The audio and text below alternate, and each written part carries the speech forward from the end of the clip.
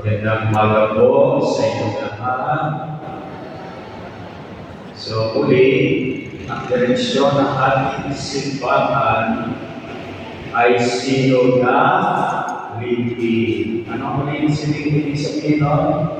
Sama-sama, hindi kanya-kanya para walang naiiwanan.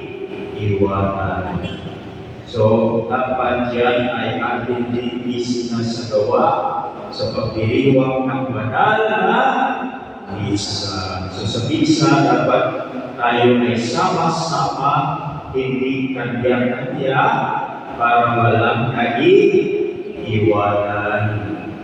Kaya, ang misa ay hindi lamang sagutan ng pari at commentator. Pag gano'n, sama-sama kayo. Hindi. At kung mag-choir lang ang kumakanta, sama-sama po kayo.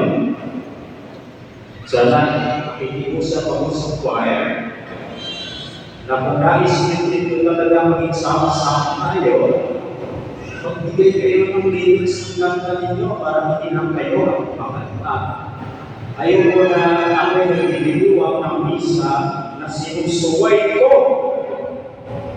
ang tinatadhana ng simbahan. Kayo ba gusto nyo yung misa natin pagsuway?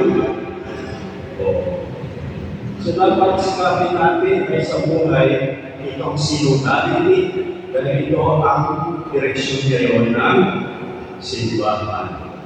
So maliwanag ang choir